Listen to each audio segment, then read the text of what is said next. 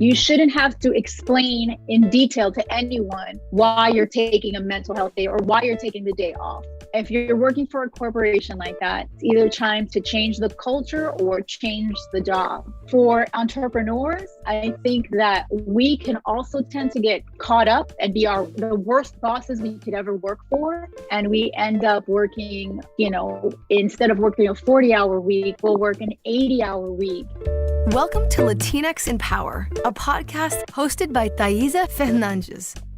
Welcome to Latinx in Power. Today we are talking with Angel Aviles. Angel boldly decided to pursue her dream of becoming an actress. The Bronx native moved from New York City to Hollywood and landing roles on projects with up-and-coming directors like Quentin Tarantino, Robert Rodriguez, and many others. Following her acting career, Angel became an entrepreneur. Today, she's a transformational life coach, a motivational speaker, and an advocate for social justice. Welcome, Angel. Thank you. I'm so excited to be here. Me too. So in this episode, we will talk more about mental health. In 2009, Angel suffered from depression, anxiety, and panic attacks, which was when she began her own journey of mental, physical, and spiritual wellness. So first things first, what does it mean to be a Latina for you? I saw this question and the first thing I thought was, it means to be out of my head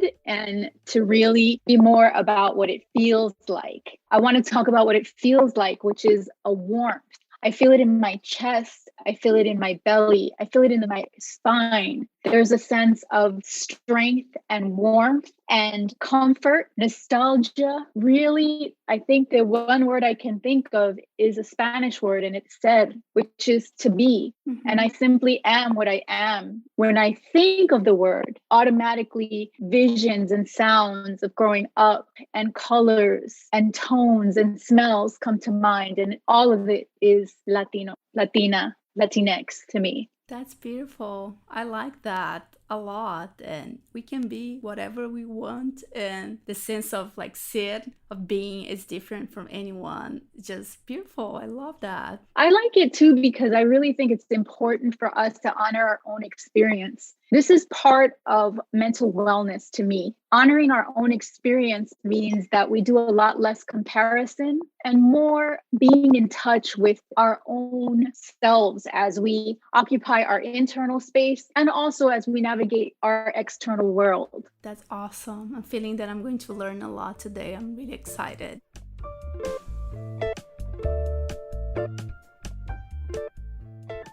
How did everything start? Wow. This question, of course, when I saw it was like, you gave me 3 to 5 minutes to sum up the life of a 51-year-old woman. I think I would like to start way back when. I grew up, obviously, like you said, in the Bronx. I was born in New York City. I was born to a very theatrical, dramatic, Latino, lower middle class family. I describe in my book that we grew up in the hood, but I didn't really know we grew up in the hood simply because my mom was super creative. And she really taught me that the brain is everything. And as long as your brain is operating, you are unlimited. So we may be short on cash, but we're never short on ideas or short on creativity. So obviously, also in my book, I talk about something very traumatic that occurred to me, and that was molestation when I was very young. And I kept that in me and quiet for my entire adolescence and into my adulthood. And I really didn't address it until I had my own daughter. And I started to experience a sense of paranoia about her and what could possibly happen to her. And that's when I first started getting help for really processing the things that I had been going through. So during this entire time, I had been pursuing my acting career. I came to LA in the 90s and was able to land successful roles. I guess the most famous role, the most famous role, of course, was in Mi Vida Loca, which was in 1992. It continues to be a cult classic. I continue to receive just so much love for my character, who is Sad Girl, aptly named, which is so crazy, life imitating art. So enjoyed success as an actor, went back to school, studied multimedia production, went to work in several corporate jobs that I did not love, but provided a certain sense of security as I grew my family. Things were going well. And then my mom passed away. And this was another dramatic point in my life. I had lost my brother previously, and this was devastating. But losing my mom further on at this particular period of my life just revealed so many of the little weaknesses in my life. She covered so much. And I had what most might effectively call a breakdown. It was just a breakdown of everything I was spiritually, physically, emotionally. And I spent a good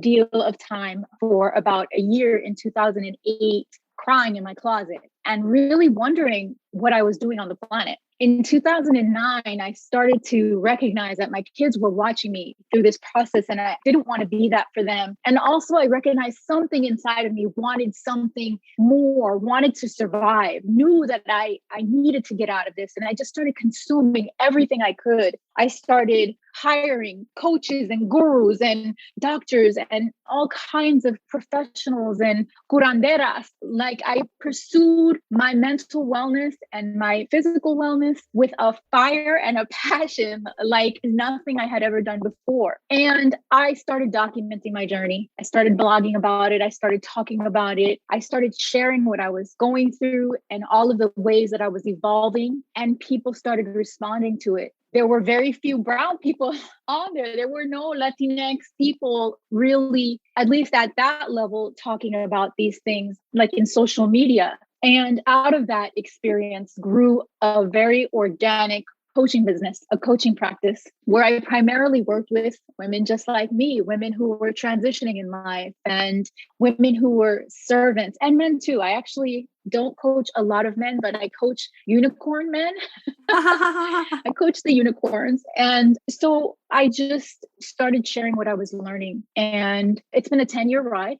I've had this practice since 2011. And I've really enjoyed the journey. Ultimately, I've been able to create a practice that reaches out to a population that hasn't previously talked about these things openly. And it's my pleasure to see people thrive and learn how to be well. By the way, I never heard about the term unicorn man before. I'm going to use it starting today. That's amazing. And I think like reading your book, it was really inspiring just to get to know more about you, your story, and also like the way you saw things, right? You did many different things and of course you had challenges, but the way you saw them and the way you tried to make it better is just really, really inspiring.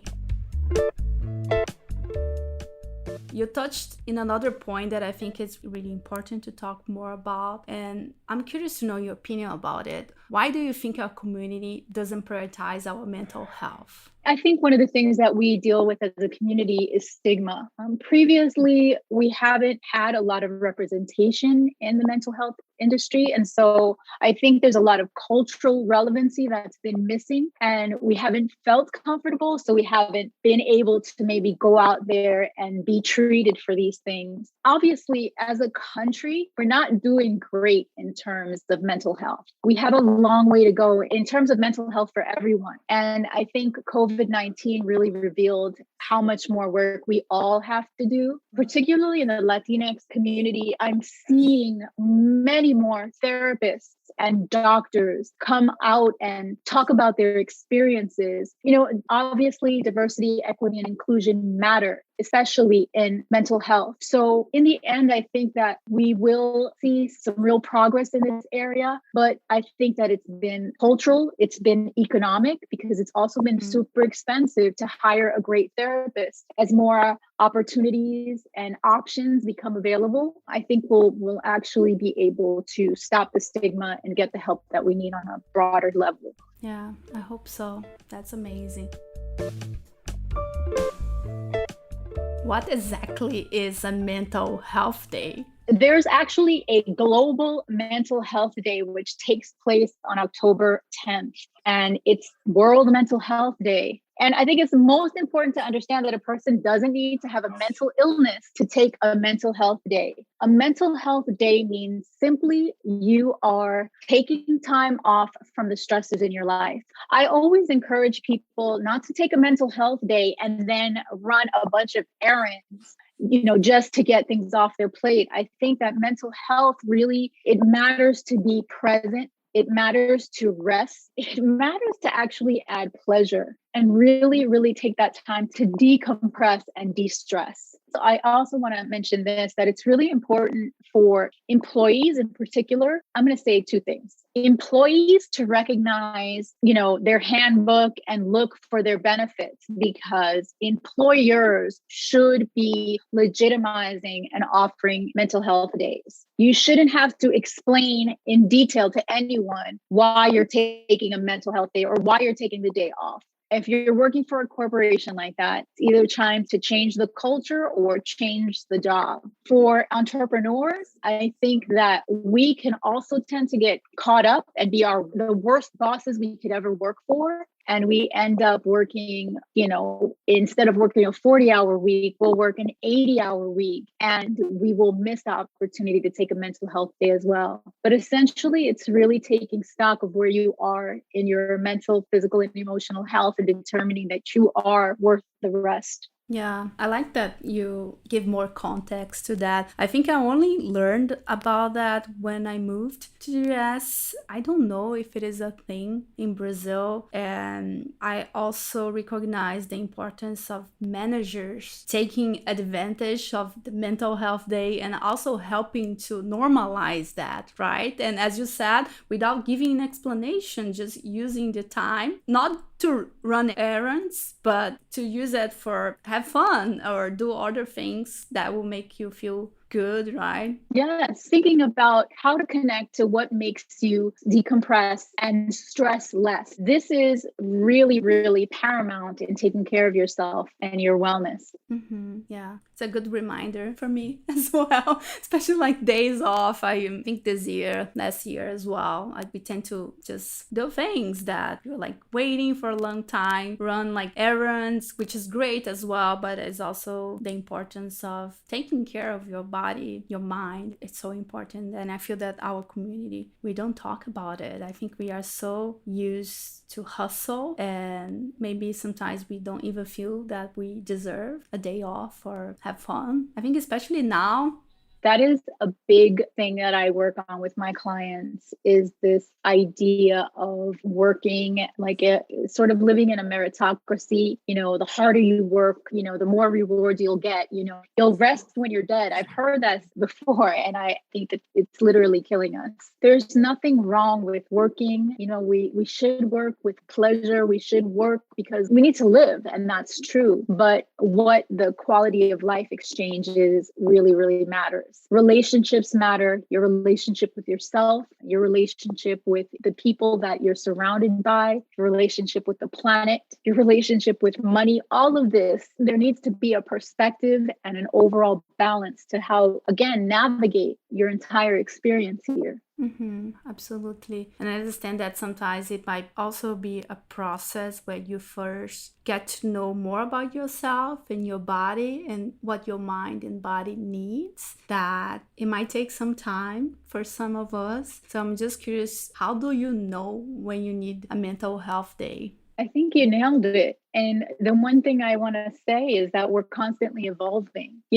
It's learning your body, your mind, your spirit, and listening and recognizing when you're going through changes that are natural, when you're going through changes that are due to stress, recognizing, okay, how am I navigating this space? Is what's happening to me chemical? What's happening to me in my mind? And all of those things are legitimate. Like, I don't like when people say, well, that's all in your mind. Well, my mind is in my brain, which is the functional center of my universe, right? Everything happens in the brain. So yes, we are our thoughts, we are our actions, we are these complete beings. And so really, I call it like a conscious consumption, right? In conscious consumption, you're paying attention to all the things that you're consuming. It could be media, it could be data that you're taking in terms of conversations in your relationships. It could be the things that you're saying to yourself, especially the ones that you're saying out loud. It could be your food, it could be your water, your air. These are all things. Like sometimes when we're stressed, we don't even fully breathe.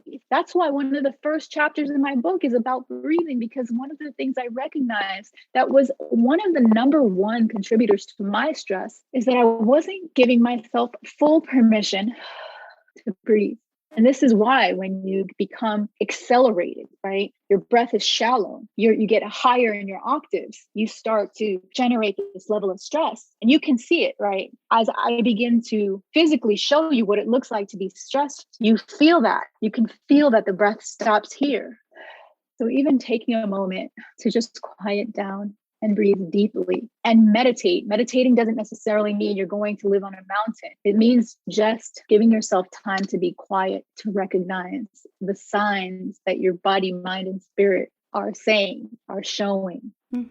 Yeah, that's so interesting. And I really love your book because you talk about like everything we need to pay attention. It's not like it's been not a long time that I discovered those things, like stopping to breathe. Sometimes I'm anxious or I have something important. So I just stop to have like a deep breath, just to try to calm myself, paying attention to what I eat. Exercise is something new to me. It's been like a year and a half that I'm exercising like 4 or 5 times a week. And I'm seeing the change that this like small thing, it's not small, it's a ton of work, but I'm seeing like the results, and it's helping my anxiety, a lot of other areas. And I was just like, this is so mind-blowing, just to pay attention of those small, like I'm making quotes now, like sleeping, eating, exercising, breathing, meditation is just like really, really interesting. And thank you for mentioning that. Absolutely. Yeah, and also like meditation, I think there's also a lot of misconceptions about that, as you said, that you need a huge amount of time and you need to be super zen, and just, which is not true. It's not true. And there's so many forms of meditation that you can take. I mean, I mentioned a few in the book, but even beyond that, there's just, if you can think of an activity, there's a way to meditate within that activity. You know, swimming, walking, hiking, everything can be done with a consciousness, which puts you in a meditative state, obviously,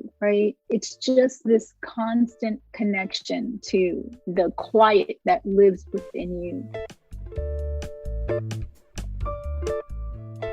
Which advice would you give to someone who wants to incorporate more like mindfulness exercises to their lives? So I think start simply and be graceful. So I started with breath because that is the one thing that we cannot live without. We cannot live without the breath. And connecting to the breath as the first thing is the simplest thing that you can do with, like, not even, you can be sitting in your chair listening to this podcast and you can start today. You can simply take a breath in through the nose and let it go all the way in, fill your lungs completely, and let it fill your belly, because actually filling your belly allows your lungs to expand to completion. And that way of breathing, you might get dizzy. So I don't want you to just do this anywhere. But when you start to breathe deeply, after not breathing deeply for maybe your whole life, you might take in more oxygen than you're actually used to. But I encourage you to continue to work on the breath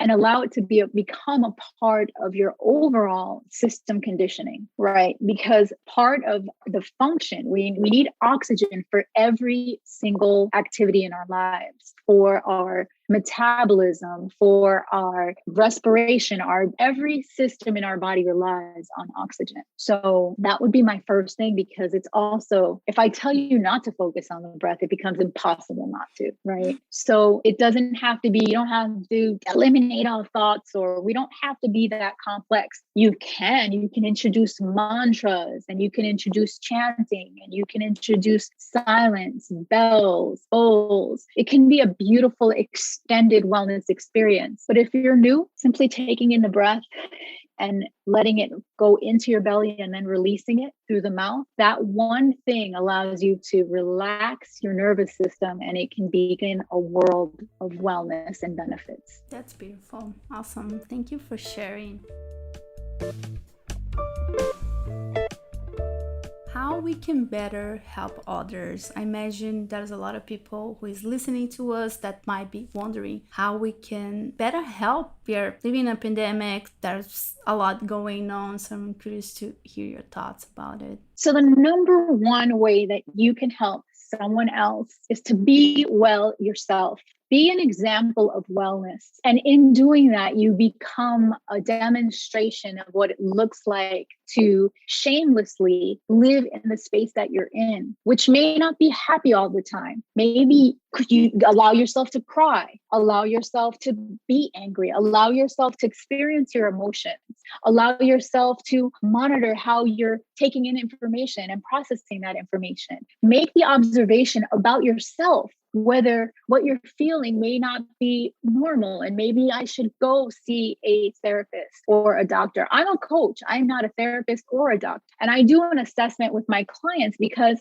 I don't want to work with a client who I can't actually help. And very often I recommend the therapist, because there's certain traumas that should be worked on. So being able to recognize that in yourself is paramount to being able to help anyone else, because it's harder for you to say, hey, I think you should probably think about therapy, or maybe you should think about therapy if you've never done it yourself, or if you have some kind of judgment or stigma about it. Number two, and I also want to pull back that and say, even if you've never been to therapy, as long as you've observed that there are therapies that are beneficial and you believe in the practice, then it's easier for you to pass on that information to help others. The other thing I want to say is that I'm going to give you two numbers, right? And these are extremely important. Suicide is real. And if you've known anyone or have lost anyone, it's devastating. It leaves the impact of guilt on so many people figuring, oh my gosh, what could I have done? Don't keep it a secret. The National Suicide Prevention line is 1-800-273-8255. Write that down in a book. If you ever hear someone talking about suicide, or if you're suicidal yourself, please do not hesitate to get that help. There's also a crisis text line, and you can text HOME to 741-741. A crisis is anything, again, where you're feeling like you don't want to be here, you're considering ending your life. Before you go a step further, please make that call. If you've heard anybody on your social media channels or anywhere else, do that. Third is, of course, empathy. Have some empathy. A little bit of empathy goes a long way. And empathy is just leaning in and letting people be, not necessarily trying to fix what it is, because we're not professionals in every area, right? Not even all therapists are professionals. Not even all doctors are professionals in every area that's needed. And so helping someone by sometimes validating their feelings, because feelings are real, whether they can be justified, or we cannot judge someone else's feelings. So just a little empathy goes a long way. We're all doing the best that we can to cope with everything that we've been given. Yeah, thank you for sharing those resources. We are going to link to the description of this episode, the resources you mentioned, the phone numbers, so people can take advantage of that, or just know those numbers and that those resources exist. And you touched on a really interesting point that we might not have all the answers, and just to also acknowledge feelings. And I feel that sometimes people, they just want to be heard. They might not need an advice, or they might not want an advice, but they just want to share as well. And I think it's totally fine, right? And just the act of listening, I think it's really powerful as well. Yeah. And also, as you begin that process, you recognize that it's not necessarily about fixing things. And when you detach from having to fix something, you also detach from the outcome, right? You detach from, well, I gave you that advice already and you should have done this, which is not helpful to someone's mental health. So if you find that you feel stressed by someone else's stress, this is a perfect time to say, hey, I know this therapist, I know this coach, I know this, there's so many people, I know this doctor, there are so many people that are out there. The more familiar you can be with the resources that are available, the more helpful you can be. Yeah, I like that a lot. Just detach from giving an advice, I think, or the outcome is just, yeah, that's powerful. I like that a lot.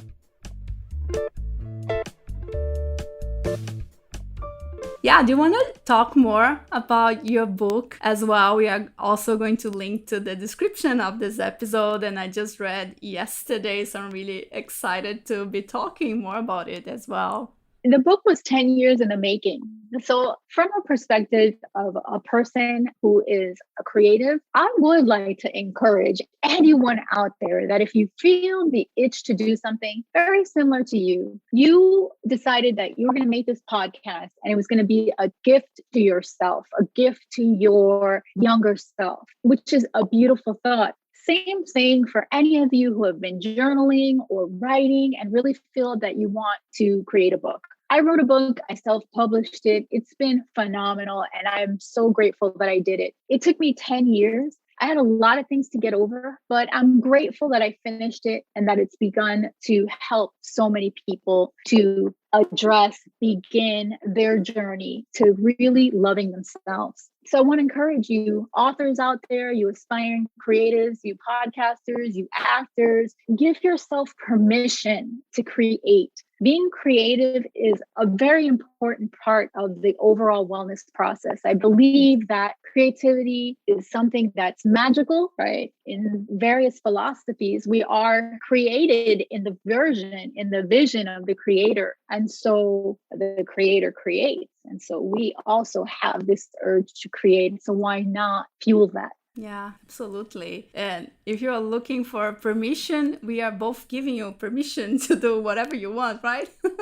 Yes, write that damn book, do that show, do your YouTube channel. There's been no greater time than now to do what you came here to F and do and stop waiting for somebody else to tell you it's okay or not okay. There's nobody that's going to do it for you. It's just give yourself the permission to do it. I also wanted to say that in addition to being creative, one of the things that I really found hard to write about in my book was forgiveness. Forgiveness is a huge part of wellness, and it was a huge part of my deliverance into pursuit of being well. So any lingering, there's trauma. And if there's trauma that's linked to that, your ability to forgive, handle it. Don't let it go another day without you getting the help that you deserve, period. You deserve it. And don't let anyone shame you or make you feel bad about getting the help that you deserve. And third and final thing that I'll say that has really contributed to overall wellness, and maybe I'll answering a question that you had asked, but you said, were there any books or movies that I would recommend? And when I thought about that question, I said, I don't want to recommend the things that worked for me per se. I want to recommend the feeling that worked for me. The feeling that worked for me most was laughter. So find things that make you laugh. There's something physiological that happens when you laugh. When you laugh, you release chemicals, and these are happy chemicals. Let yourself laugh and experience pleasure. Laughter is one form of pleasure. I encourage all forms, just saying. But I would say my favorite movies are the ones that make me laugh. And I definitely encourage that. I love that. Perfect. That was amazing. I'm feeling really inspired at the moment. You gave me a lot to think more about it and keep in mind. And I'm going to leave these last minutes for you to share anything you want to share and where people can find you as well. So I can be found on Instagram at Angel Awakens, which is also my website, www.angelawakened.com. You can find me on Facebook, and it's Angel Aviles, Too Happy to Be Sad Girl. I'm also Too Happy to Be Sad Girl on Twitter. I also want to share that I do have a junta, which is a weekly gathering of like minds. It's a group coaching and joining together of like minds. And I open that up every month to members that can come in and just be encouraged to grow. It's based on the framework that I've taken dozens of clients through, and it's a super nourishing place to come and be well. Beautiful. I love that. We are going to link all those resources to this episode as well. Thank you so much. You're so welcome. Thank you for having me. Yeah, of course. That was awesome.